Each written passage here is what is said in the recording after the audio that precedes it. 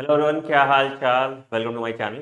तो गाइस, इस बार आपने देखा सुप्रीम कोर्ट में क्या हुआ था।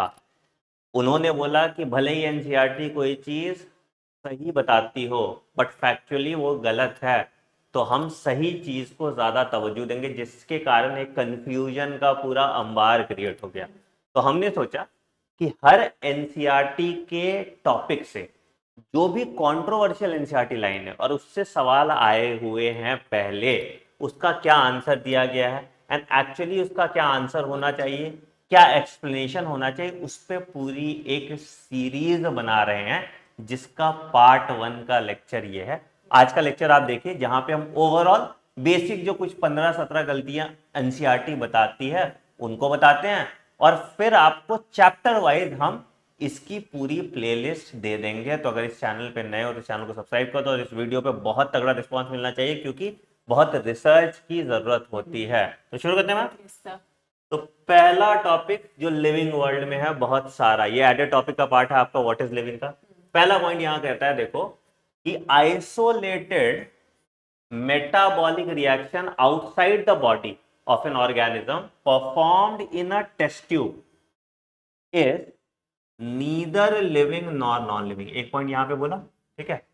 उसके बाद फिर नीचे यहां पे बोलता है कि metabolism is a defining property for all living organisms without exception, ठीक है, कॉमा लगाया, फिर उसके बाद बोला आइसोलेटेड मेटाबॉलिक रिएक्शन जो इन विट्रो है, ठीक है, मतलब इन टेस्ट ट्यूब भी बात कर रहा है यहां भी, are not living things but living reaction, ठीक है।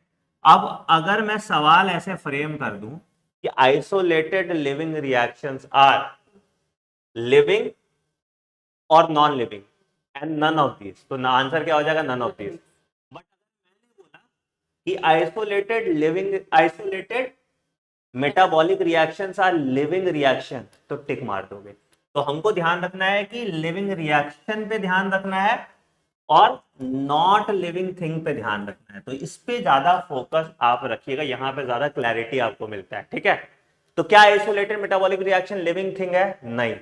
क्या isolated metabolic reaction living reaction है? हाँ। क्या isolated metabolic reaction non living thing है? नहीं। क्लियर है?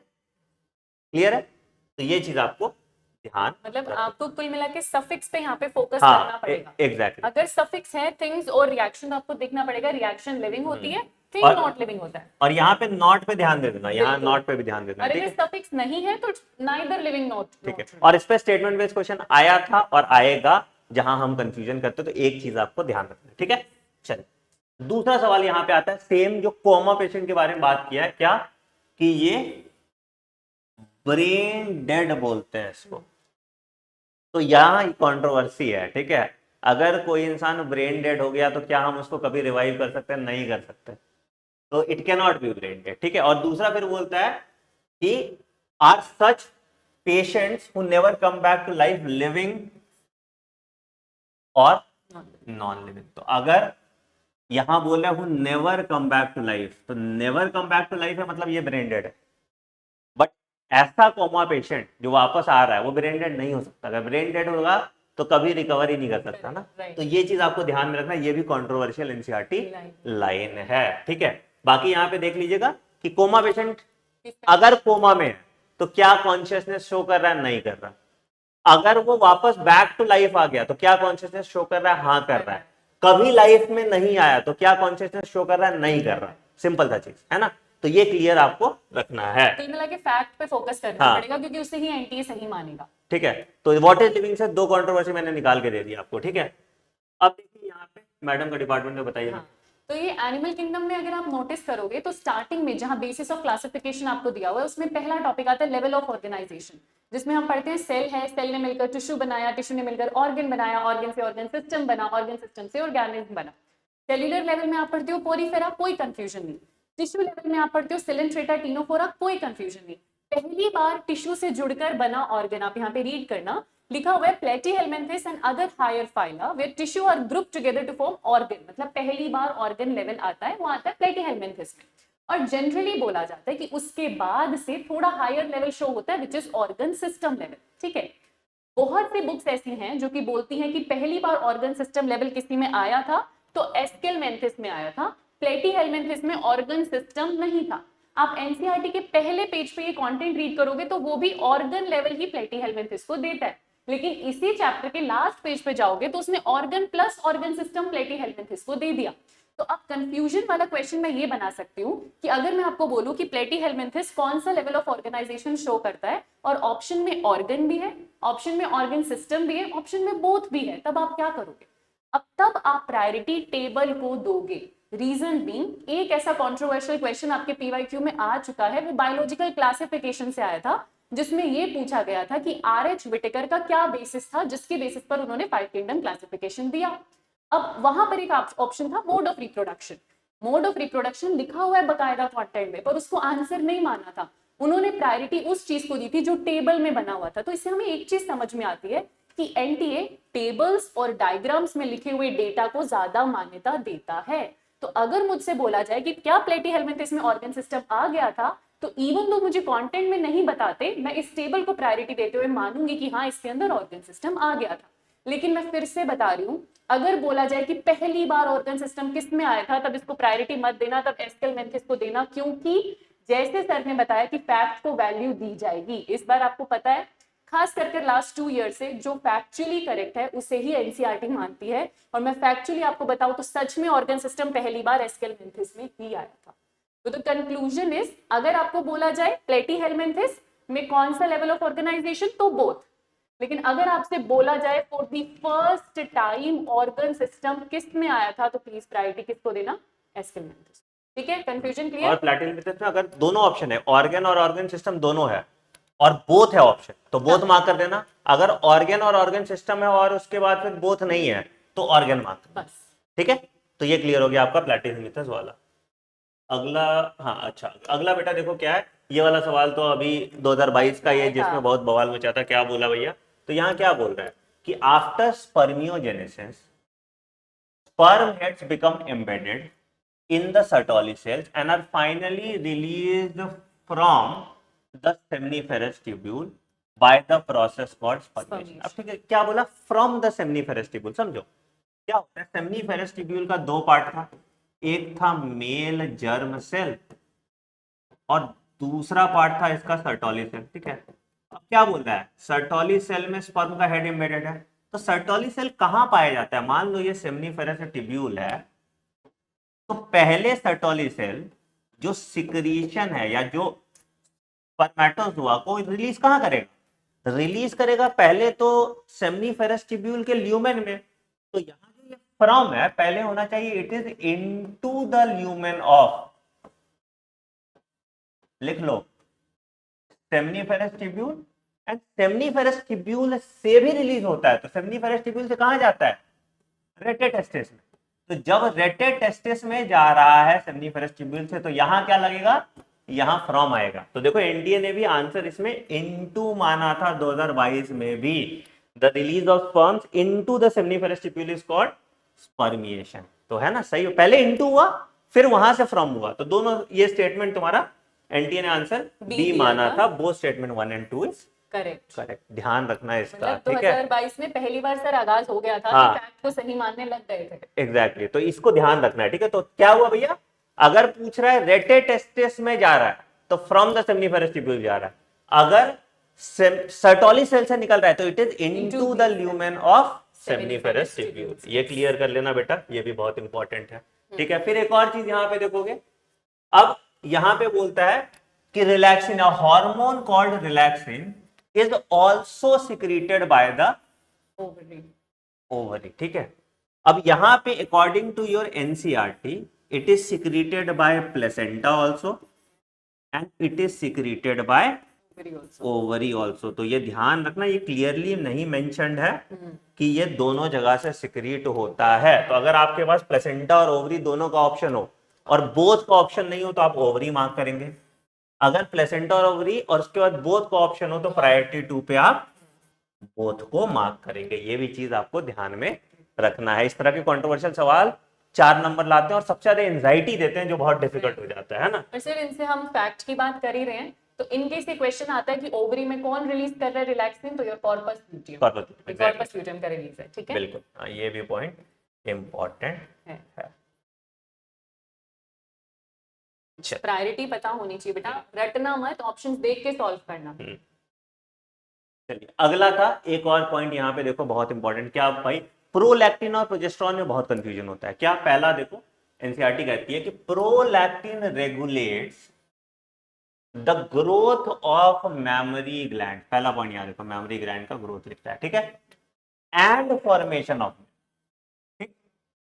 उसके बाद देखो प्रोजेस्टेरॉन का बात कर रहा है, तो प्रोजेस्टेरॉन बोला also acts on memory gland and stimulates formation of alveoli which stores milk and milk secretion में भी हेल्प करता है। तो अगर सवाल पूछ दे कि मिल्क सिक्रीशन में किसका रोल है, तो आंसर आप देते हो प्रोजेस्टेरॉन। अगर सवाल आता है कि मिल्क लेट डाउन में किसका रोल है, तो आंसर देते हो आप ऑक्सीटोसिन। अगर आपसे सवाल पूछा जाए कि ग्रोथ ऑफ मेमोरी ग्लैंड, अब देखो वैसे टेक्निकली एक ही बात है कि मेमोरी एल्वियोलाई अगर बढ़ेगा तो मेमोरी ग्लैंड का ग्रोथ तो हो ही रहा है ना, तो growth of memory gland, but NCERT के लाइन पे जाते हैं तो ग्रोथ ऑफ मेमोरी ग्लैंड अगर बढ़ेंगे तो क्या डालेंगे, prolactin and formation of milk, तो भी प्रोलैक्टिन। टेक्निकली मेमोरी एल्वियोलाई में मिल्क बनता है, ठीक है, विच इज स्टोर्ड देयर, ठीक है, बट सिक्रीशन में कौन कर रहा है, प्रोजेस्टेरॉन।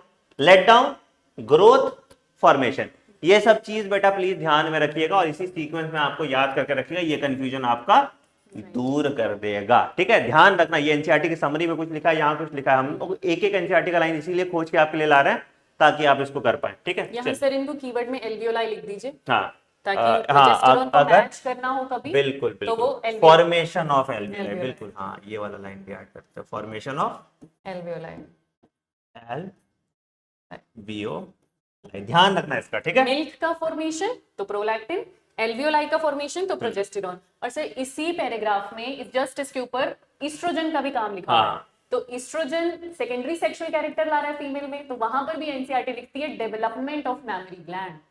तो अगर डेवलपमेंट ऑफ मेमोरी ग्लैंड आ रहा है और ईस्ट्रोजन ऑप्शन में है, प्रोलैक्टिन है, तो बोथ कीजिएगा, ठीक है, क्योंकि सेकेंडरी सेक्सुअल कैरेक्टर्स वो ला रहा है। तो ये भी ध्यान रखना, और एक्चुअली रोल भी प्ले करता है ना, बट ईस्ट्रोजन प्यूबर्टी के टाइम पे ज्यादा रोल प्ले करता है, कि मतलब जो मेमोरी ग्लैंड का development over a period of time. Prolactin का रोल तभी है जब प्रेगनेंसी हो गया, ठीक है। प्रोजेस्टेरॉन का भी मेजर रोल तभी है जब प्रेगनेंसी हो गया, बट ईस्ट्रोजन ऐसे भी कर रहा है ना। तो क्या है, डेवलपमेंट ऑफ मेमोरी ग्लैंड, ठीक है, और पोस्ट प्यूबर्टी कर लो, है ना, पोस्ट प्यूबर्टी। इसमें तुम्हारा जो है जरूरी नहीं है कि पार्चुरेशन होने वाला है, या जरूरी नहीं कि तुम प्रेग्नेंट हो, ठीक है, ये चीज बहुत इंपॉर्टेंट है। सब कीवर्ड्स लिख दिए आपके लिए, नोट करके जाना कैसे टिक लगाना, वेरी वेरी इंपॉर्टेंट, राइट। चलिए अगला मैम देखो, ये अगर आप cell the unit of life में अगर आप cell the unit of life में नोटिस करोगे तो एक बहुत छोटा सा डेटा है जो दो जगह अलग अलग लिखा हुआ है। आपने इकोलॉजी में नोटिस किया होगा कि डेटा अलग अलग लिखा हुआ है। For example total species diversity की मैं बात करूं, लिविंग वर्ल्ड में अलग लिखी हुई है और बायोडाइवर्सिटी वाले चैप्टर में अलग लिखी हुई है। हमारे पास इंडिया में राइस की कितनी स्ट्रेन्स हैं, बायोडाइवर्सिटी वाले चैप्टर में अलग लिखी हुई है, बायोटेक्नोलॉजी वाले चैप्टर में अलग लिखी हुई है। ये सारी बातें हम डिटेल में इसकी सीरीज में डिस्कस करेंगे आपसे, अगर हमें इस वीडियो पे अच्छा रिस्पॉन्स मिलता है तो। वैसा ही एक एग्जाम्पल आपको यहाँ पर देखने को मिलता है, cell the unit of life. ये यूनिट कितनी इंपॉर्टेंट है मुझे बताने की जरूरत नहीं है, और डायरेक्टली एनसीईआरटी के क्वेश्चन बनते हैं। तो वही एक डेटा बेस्ड क्वेश्चन है जहां पे कंटेंट में आपको साइज बता रखा है प्रोकैरियोटिक सेल का, तो वहां पर बैक्टीरिया की भी बात करिए और माइकोप्लाज्मा की भी बात करिए। Now we know that mycoplasma is the smallest living cell, बहुत छोटा है, बैक्टीरिया से भी साइज में छोटा है। तो माइकोप्लाज्मा कितना बता रखा है, 0.3 माइक्रोमीटर, और बैक्टीरिया मुझे बता रखा है 3 to 5 micrometer, which is correct data, एकदम फैक्चुअली करेक्ट डेटा है। वहीं अगर आप डायग्राम पे चले जाते हो तो बैक्टीरिया बता रखा है 1 to 2 माइक्रोमीटर्स, और PPLO which is another name for mycoplasma बता रखा है 0.1 माइक्रोमीटर। अब सेम डेटा हमें दो अलग अलग जगह दे रखा है, तो हम क्या करें, पहली चीज, ऐसा नहीं होगा कि ऑप्शन में 1 to 2 भी होगा, 3 to 5 भी होगा। एनटीए वाले भी इतने पागल नहीं है, क्योंकि अगर आप फैक्ट पे जाते हैं या कभी भी बैक्टीरिया का साइज ढूंढने जाते हैं तो खुद ही रेंज लिखी होती है 1 to 5, जिसमें ये भी कवर हो जाता है, जिसमें ये भी कवर हो जाता है। तो वो भी इतने पागल नहीं है कि दोनों चीजें ऑप्शन में देंगे। Either of the data option में मिलेगा, आप उसे इसमें ये जरूर बोल सकते हैं वो, मतलब कि 1 to 5 ऐड कर सकते हैं। यहाँ 3 to 5 है, इसको 1 to 5 कर देंगे और माइकोप्लाज्मा का 0.1 से 0.3 कर देंगे, तो वो कर सकते हैं, ये ध्यान रखना। लेकिन आप याद दोनों डेटा करना, ऐसा नहीं कि आपने सिर्फ कंटेंट पढ़ लिया 0.3 ऑप्शन में नहीं है तो आप टिक नहीं लगा पा रहे। आपको पता होना चाहिए ऑप्शन में 0.1 भी आ सकता है। अगर एनटीए के ट्रेंड को मैं मानूं तो वो डायग्राम्स और टेबल्स को ज्यादा प्रायोरिटी देते हैं, पर अगर मैं फैक्ट मानूं, जो पिछले 2 साल से फैक्ट को ही हम करेक्ट मानते हैं, तो ना ये डेटा गलत है बेटा, ना ये डेटा, तो उस पर हम लोग चैलेंज कर देंगे अगर ऐसा कोई क्वेश्चन एनटीए बना लेता है। बट अगेन उतना पागल तो वो भी नहीं है। तो ये वाला तुम्हारा क्लियर हो गया। रेंज पे देख लेना कि मतलब मान लो कि 1 से 5 माइक्रोमीटर दे देगा, इस तरीके से कर लेगा तो कर लेना, ठीक है। और या यहाँ से 0.1 से 0.3 माइक्रोमीटर, तो ऐसे क्वेश्चन चेंज करके तुमको बना सकता है। Please be aware of these question, क्योंकि जनरली कहीं कहीं तो मैंने देखा लोगों को ये बता देना कि माइक्रोप्लाज्मा अलग होता है, पीपीएलओ अलग होता है, क्योंकि साइज अलग अलग बता रहा है, तो ध्यान रखिएगा। इसमें ये भी बोल देता है कि arrange the following in ascending order, और मैंने दे दिया पीपीएलओ और मैंने दे दिया माइकोप्लाज्मा, ठीक है, और मैंने एक में दे दिया कि पीपीएलओ वायरस भी दे दो, हाँ ठीक है, माइकोप्लाज्मा, और फिर मैंने लेट्स से एक वायरस दे दिया, ठीक है। तो अब मैं ये एक में ऑप्शन में दे दूंगा PPLO is equal to mycoplasma, ठीक है, और वायरस सबसे स्मॉलेस्ट कर दूंगा। एक में मैं दिखा दूंगा कि पीपीएलओ सबसे स्मॉलेस्ट है एज कंपेयर टू माइकोप्लाज्मा, और जनरली ज्यादातर बच्चे यही वाला मार्क करेंगे। बट बेटा दोनों बराबर है ना, ठीक है, तो प्लीज इसका भी ध्यान रखिएगा आप लोग, ठीक। चलिए अच्छा, अगला एक क्वेश्चन इनके कमेंट के लिए यहाँ पे माइकोप्लाज्मा से छोड़ के जाते हैं, जो हाँ। वीडियो यहाँ तक देख रहे हैं। एक क्वेश्चन मैंने देखा था, बहुत पुराना है, अभी इतना रिसेंट में नहीं आया हुआ है, पर माइकोप्लाज्मा के जेनेटिक मटेरियल के बारे में पूछा गया था। तो आप मेरे को कमेंट सेक्शन में बताना कि माइकोप्लाज्मा क्योंकि किंगडम मोनेरा को बिलोंग करता है, तो उसका जेनेटिक मटेरियल क्या होगा, डबल स्टैंडर्ड लीनियर डीएनए या डबल स्टैंडर्ड सर्कुलर डीएनए। अब देखते हैं सर कौन बढ़िया आंसर क्वेश्चन करता है, हाँ एक्चुअली अच्छा क्वेश्चन है, ठीक है। तो ये आप आंसर चल कीजिए। कमेंट सेक्शन में बताना, और जो बताएगा उसके लिए कुछ गिव अवे प्लान कर ओके, तो सही देख लो आंसर, अब तो। पहले 10 सही आंसर्स पे मैं कोई गिव अवे प्लान कर दूंगा, ठीक है। ढूंढ और लो चीटिंग मत करना अपने आप से, ये नहीं कि गूगल टाइप कर रहे हैं, ऑनेस्टली आंसर करना। Exactly. तो स्टेट बढ़ गए हैं, बिना देखे बताना, डबल स्टैंडर्ड लीनियर या डबल स्टैंडर्ड सर्कुलर। अगला, ये भी आपका डिपार्टमेंट है। Respiration in plant, plant physiology, ये तो 2-3 साल से चल रहा है, फिर भी मैंने नोटिस किया बहुत बच्चों को ये बेसिक चीज भी नहीं पता, अभी भी वो इसके बेसिस पर गलत आंसर कर आ रहे हैं। इनफैक्ट ये करेक्शन तो खुद एनसीईआरटी से दे दी गई है कि अगले साल हो भी जाएगी बुक्स में। तो प्लीज ध्यान रखना, रेस्पिरेशन इन प्लांट में जहां ईटीएस की बात की गई है, पूरा ईटीएस चलाने के बाद आप प्रोटॉन ग्रेडियंट बनाते हो, फिर आपसे पूछा जाता है कि कितने प्रोटॉन पंप करने पड़ेंगे तो जाकर एक एटीपी बनेगा।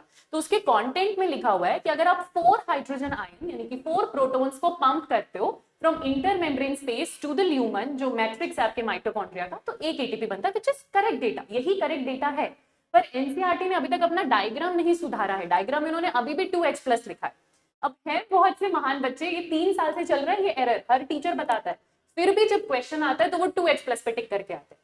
प्लीज ये मत कीजिएगा, ये एनसीईआरटी करेक्शन दे चुकी है, आंसर इज 4H+। अगले साल शायद ये आपकी बुक्स में भी आ जाए hopefully, but the answer is ये करेक्ट कर लेना, ये और ये अंडरस्टूड है यार, इतना तो आना चाहिए आपको। एनीवेज चलिए आगे बढ़ते हैं।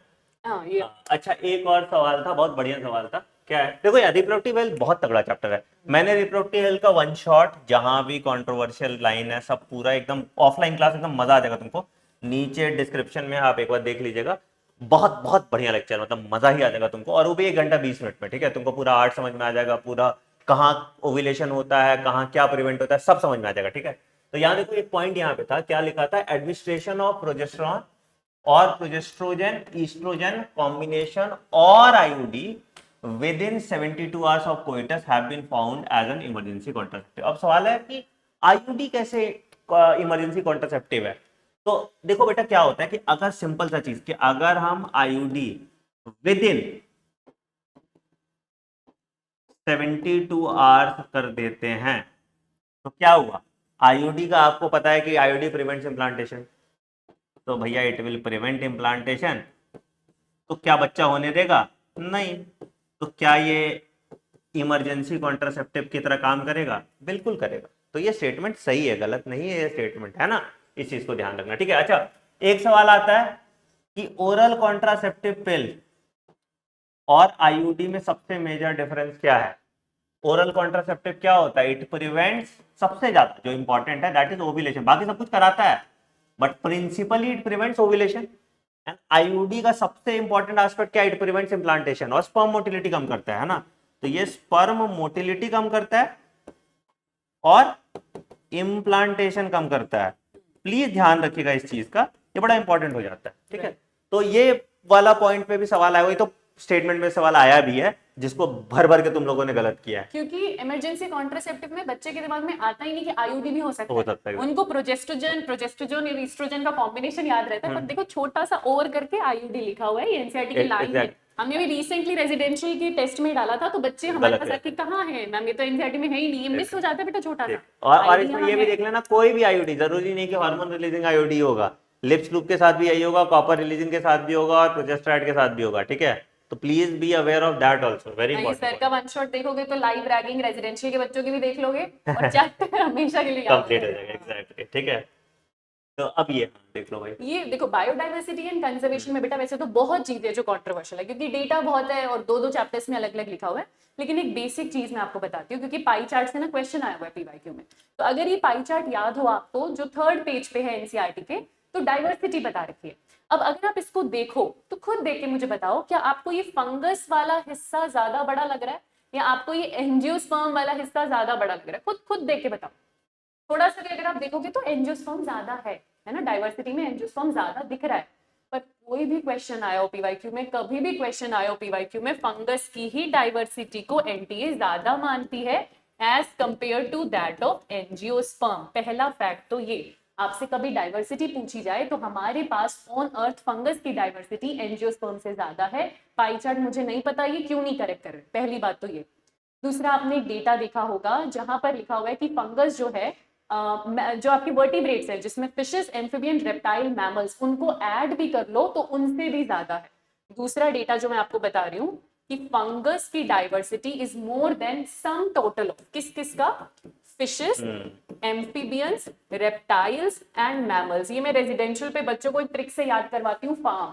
आप भी फार्म याद रख सकते हो, इधर फंगस है, इधर ये जो एफ है ये फिशेस है, इधर ये जो एफ है ये फिशेस है, ठीक है। तो पूरे फार्म को ऐड भी कर दो ना, उससे भी ज्यादा डाइवर्सिटी फंगस की है। तो बहुत बार ऑप्शंस में कुछ भी हो और अगर आपको कंफ्यूजन हो रहा हो और पूछा जाए सबसे ज्यादा डाइवर्सिटी किसकी है, तो 99% आंसर फंगस जाता है, क्योंकि बहुतों से ज्यादा डाइवर्सिटी फंगस रखता है।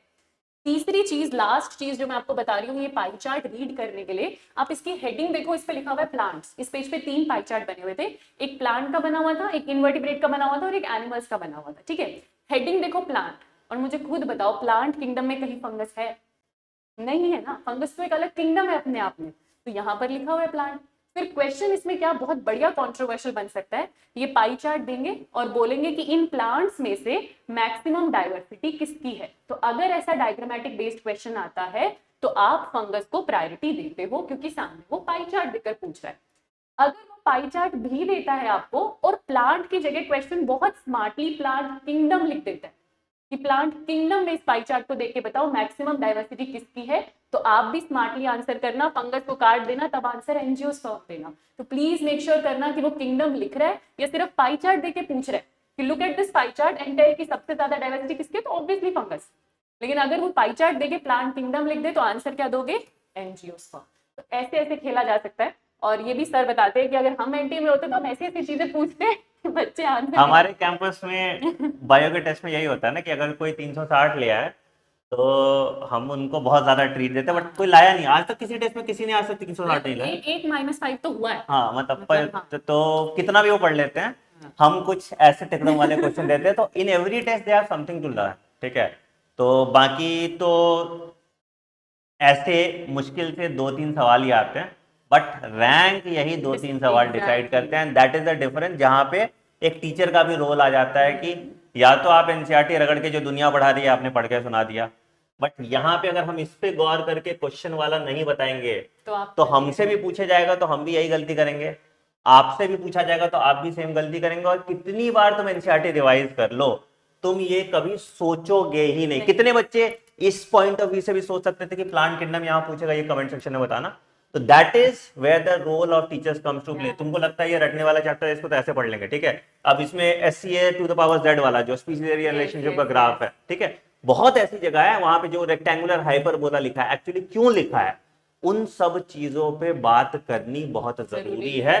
तो अब आप एक काम कीजिए, जो भी आप पढ़े लिखे बच्चे हैं, जो आपने बायोलॉजी बहुत बार पढ़ी है, ठीक है, जो भी लाइन आपको लग रही है एनसीईआरटी की कंट्रोवर्शियल है, ठीक है, क्योंकि हमसे भी कुछ चीज छूट जाती है, ठीक है, जहां या आपको कंफ्यूजन भी है, स्लाइट कंफ्यूजन भी है कि नहीं समझ आ रहा है एनसीईआरटी का लाइन या कॉम्प्लिकेटेड है कह लेते हैं, ठीक है।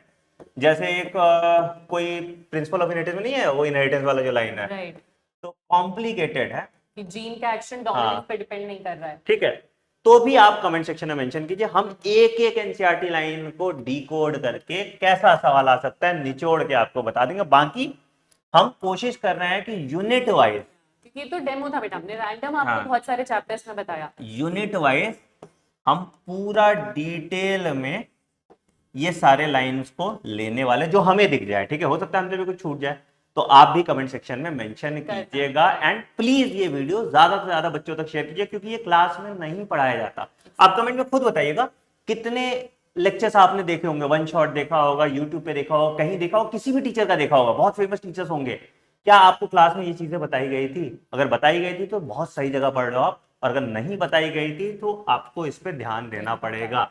हम इनफैक्ट अपने क्रैश कोर्स में जो हमारा प्रतिज्ञा बैच चल रहा है वहां पे भी ये सारी चीजें मार्क करवा रहे हैं बच्चों के, ताकि आप ये गलतियां ना करें ना। मतलब वो अफसोस हो जाता है कि आता हुआ 4 नंबर आपका चला जाता है। तो अगर आप प्रतिज्ञा बैच में भी इनरोल करना चाहते हैं तो anandmani.in पे जाइए, अभी भी देर नहीं हुआ है, ठीक है, और सिर्फ बायोलॉजी के लिए नहीं पढ़ो फिर से बच्चे, कोई बात नहीं, आप जाइए और इनरोल कर लीजिए प्रतिज्ञा बैच में, लाइव क्लासेस देखिए, पूरी ऑफलाइन वाली फील आपको लाइव क्लास में आएगी, ठीक है। And the price of this batch is just 2000 rupees. तो तुम सिर्फ बायो के लिए भी 2000 रुपए दे रहे हो ना, तो भी it is worth it. Anyway, comment section में डालो कंट्रोवर्शियल लाइन और जो क्वेश्चन पूछा गया था उस क्वेश्चन का आंसर। वीडियो पसंद आया तो इस पे भाई बहुत सारा लाइक चाहिए, क्योंकि इस पे दिमाग लगता है, ये ऐसे नहीं है कि मुंह उठा के हमने वीडियो बना दिया, ठीक है। तो बहुत मेहनत लगने वाली है इस पे, तो भाई आपको भी मेहनत करनी पड़ेगी। तो सभी बच्चे इस वीडियो को लाइक करेंगे, शेयर करेंगे और कमेंट करेंगे उनको कैसा लगा आज का session. On that note, I am ending this video. Take care, bye bye, have a great day, thank you.